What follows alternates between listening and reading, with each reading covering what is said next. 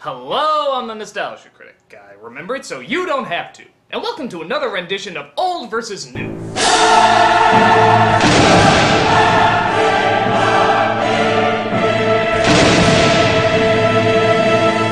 I hate westerns. Well, except for Tombstone. That was pretty good. Oh, and Unforgiven, that's not bad.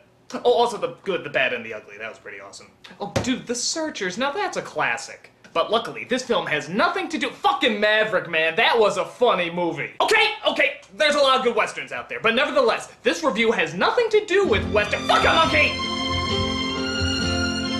Yep, it's True Grit, the film that launched a dozen Oscars. Twice. This timeless tale of a girl seeking the help of a one-eyed cowboy won audiences over in the late 1960s. But then all of a sudden, the Coen brothers came along and made what many consider to be a damn good remake. And of course, we all loved it. Why? Because it's the dude playing a cowboy! How fucking awesome is that? The dude abides. But which film holds up the best over time? Which one is stronger, more poignant, and, for lack of a better word, grittier? Well, in this rendition of Old vs. New, we're gonna look at True Grit. Or, as I like to call it, how many Big Lebowski jokes can I make in one review?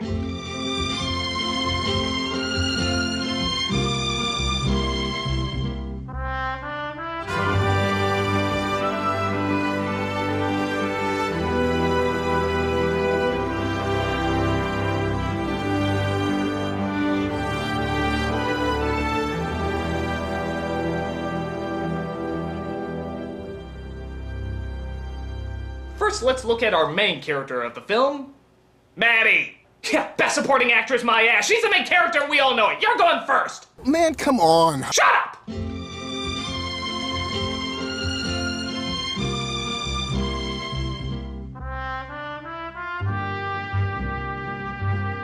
Something you're gonna hear me say a lot in this review is they're both really good. And both these performances are no exception. But they are different. The original was played by Kim Darby. She offers a determination and a great need to overcome her fears to get justice for the death of her father. When we locate Cheney, we can jump him in the same way, hit him on the head with sticks and knock him insensible. In the remake, it's Haley Steinfeld. She's also determined as hell, but maybe to an extreme level. I mean, really extreme. When Cheney is taken, he's coming back to Fort Smith to hang. Now, I am to get Tom Cheney, and if you are not game, I will find somebody who is. I'm afraid nothing is going to be done about Cheney except I do it. Jesus. To the point where she doesn't even seem human. She's like an unstoppable vengeance machine. Not go back, not without Cheney, dead or alive. So this creates an interesting split. You have one performance that's determined, but also realistic, and even slightly frightened by the danger she's going to get into. His name is Tom Cheney. He's a whiskey drinker like you. Led to killing in the end. Now, if you'll just answer the marshal's questions, he'll help you. And then you have the almost crazily obsessed little girl version of the Terminator. If I killed him, I would not be now in this fix. My revolver misfired. Which one is better? Well, the original version seems more realistic. You know that women, especially girls back then, were not often trained to go on manhunts. So her reactions to a lot of these grisly situations seems more believable. She overcomes her fear, but she shows that there is fear to overcome. The remake shows her almost as bitter and cold, and her lust for vengeance blinds her to anything else. She doesn't care what's in the way, she just wants to find the bastard who killed her daddy and see him hang. Nothing else can scare her, and nothing else seems of any importance. And to be honest, that's what makes her more interesting. While the other version seems more realistic, this version has much more drive, no time for distractions, and is extremely fixated on nothing else but getting her killer.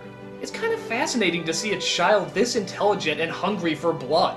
I mean, have you ever counted how often she smiles in this movie? It's close to never.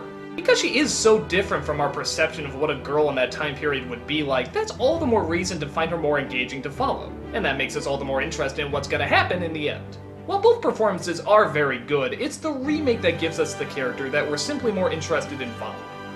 Point goes to the new. I hope you go to jail.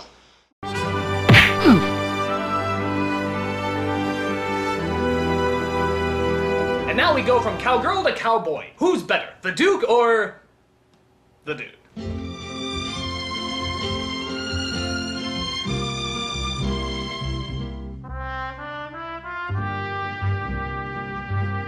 Another tough choice is choosing who's the best rendition of Rooster Cogburn. And to be fair, you can't really judge the performances unless you judge the actor's past. John Wayne, for example, is an iconic legend, but he was also best at playing, well, John Wayne. You never saw his films to see him slip into different characters or roles, you saw him to play John Wayne. He did it well. He did it very well. Nobody could play John Wayne like John Wayne. First night out, you'd be calling, Mama, I'll Mama. stop crying. Now here's $25. Oh. But to be honest, it left very few surprises in what you were gonna get. Like, could you see John Wayne playing the Joker anytime soon? Why so serious?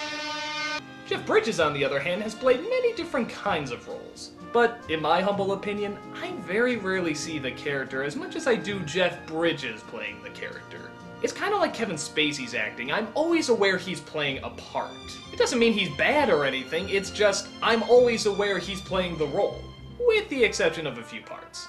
I'm the dude. And obviously, that goes without saying. Luckily though, this is one of those roles he totally gets lost in. Bridges is perfect as the drunk but still relatively badass gunslinger. He's sad and pathetic in many ways, but also likable and threatening when he needs to be. He was a perfect choice. With your revolver in hand. I did. Loaded and cocked. Oh, if it ain't loaded and cocked, it don't shoot. But which one is truly the better character? Well, taking out the fact that we know we're going to be watching John Wayne playing John Wayne, it's still a good performance. He's tough, he's cunning, and he does whatever the hell he wants. Which means when he really does care for somebody like Maddie, it's all the more meaningful. They must have all been married men that loved their families. 'Cause they scattered and run for home. Bridges is much more of a downer. When he gets drunk, he really gets drunk. And when he gets angry, he really gets angry. Nothing is really glorified about him apart from maybe his gunslinging. He's just sort of a lost soul who tries to do what's right. That is, when it's convenient. I don't believe in fairy tales or sermons or stories about money, baby sister, but thanks for the cigarette. But again, that's what makes him so interesting. His character is so confident in his abilities, yet so hate-filled when it comes to his life. He constantly abuses himself and cares little about his actions. Again, that's what makes his conviction to Maddie's case more engaging. But at the same time, he flip-flops, like anyone who's insecure or drinks as much as he does. Take the girl. I bow out. I bow out. I wash my hands. John Wayne is the hero. Sure, he's flawed, but we all know he'll do the right thing in the end. This guy is just all over the place, which makes him much more unpredictable. We don't always know if he's reliable, or even sober. When John Wayne gets drunk, it's cute. When this guy gets drunk, it's scary. The remake truly gives us the more uncontrollable hero, and because of that, it's more fun to see what he's gonna do and how he's gonna do it. Sorry dude, but in this contest, Bridges plays the more entertaining role. Point again goes to the new. I ought to paddle your rump.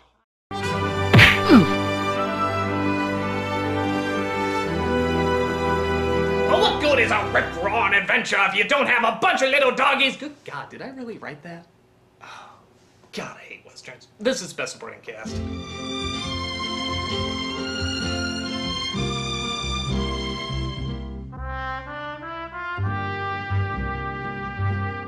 Now you'd think because this is a Coen Brothers movie, there'd be a lot more interesting side characters in this film.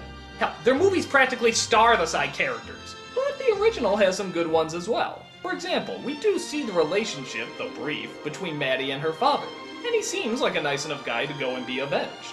In the remake, you don't even see her father. He just shows up DOA. Characters like the banker are great in both movies as they both give deservingly over-the-top performances. I would not pay $325 for Winged Pegasus. I wouldn't pay that for Winged Pegasus. But of course, the big focus is on LeBouf. LeBouf? LeOuf? LeBouf? Shia LaBeouf? I don't know. The other cowboy. The original is played by Glenn Campbell, while the remake is played by Matt Damon.